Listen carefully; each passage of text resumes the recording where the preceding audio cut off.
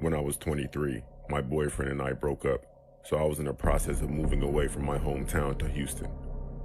I just wanted to start over somewhere new. It was about 3 a.m., and I was driving through a small town in Texas on my way to Houston when I decided to stop for gas. It was pretty empty, but the gas station was open. As I was filling up, looking at my phone, I saw a truck pull up to the pump on the other side of me. I wasn't paying any attention until I put my phone in my pocket to put the nozzle back, and I saw a man just staring at me.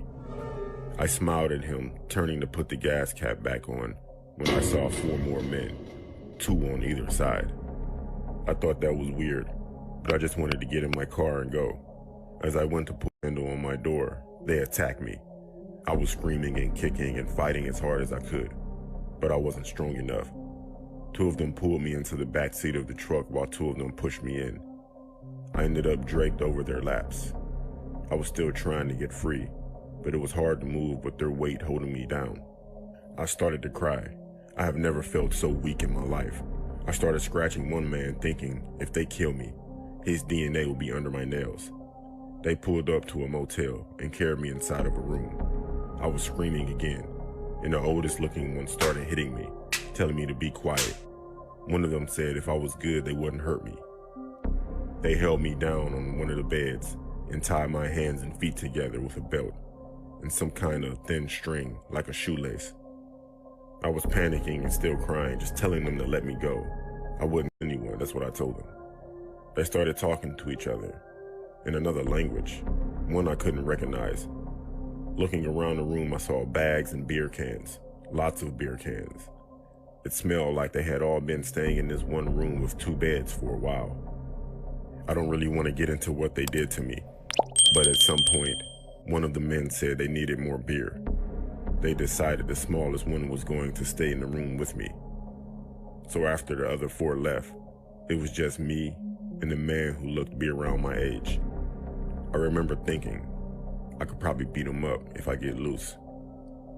I asked him if I could use the bathroom, and when he untied me, I bolted for the door. I swung the door open, and he grabbed my arm. I yelled, "Get off me," and he let go, eyes wide. I ran down the street, no clothes on, and jumped in front of the elderly man.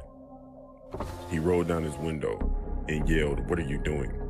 Like I was ruining his morning or something. I told him I needed help and that I was kidnapped.